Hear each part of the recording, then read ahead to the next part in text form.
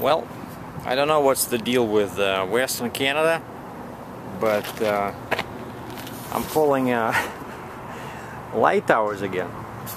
Either those guys there forgot to move their clock 1 hour forward, right? I think it was forward, yeah. Or they are struggling with the darkness, like, you know, northern winters. I already covered this topic, but this time my load is a bit trickier. It's still light. I got, what is it, 7 towers? But check out the chains. So for some reason, the customer insisted on chaining them down instead of using straps. And I literally ran out of chains by the end of the trailer.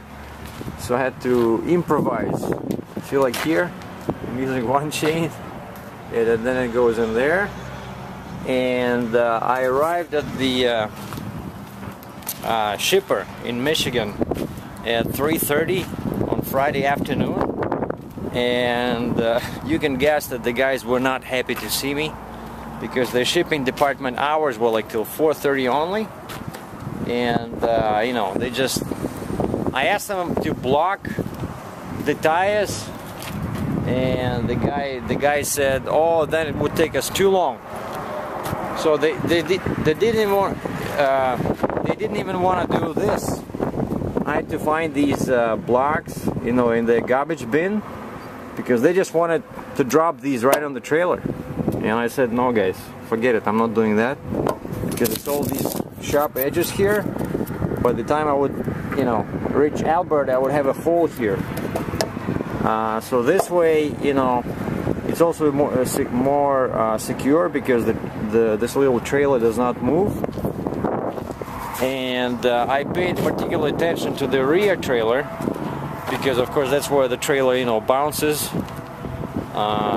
moves left and right when you turn.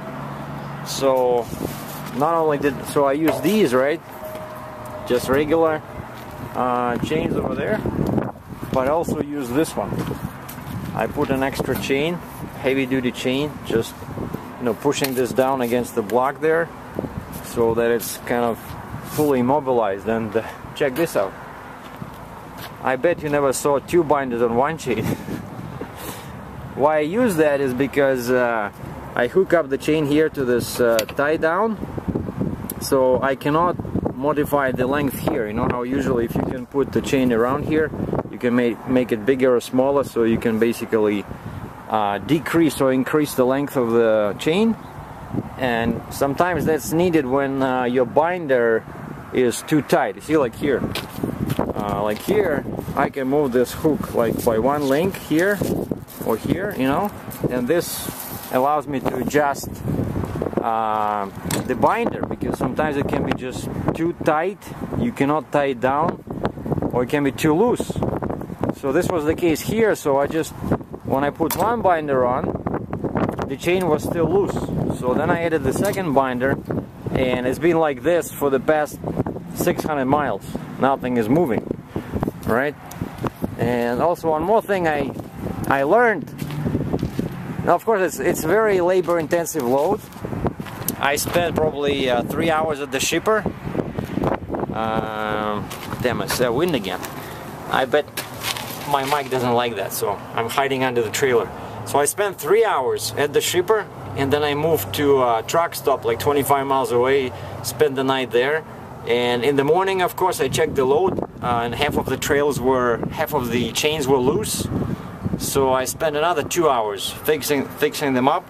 And what happened is that, and what makes this load so tricky is because all generators are loaded at an angle. So when I was loading at the shipper, it was already dark, and of course you want to position your chain so that the front chain pulls forward and the rear chain pulls backwards. And to achieve that, you need to have the anchor point in front of the trailer, right? But because they sit at an angle, it wasn't that easy, you know, to do when it was dark.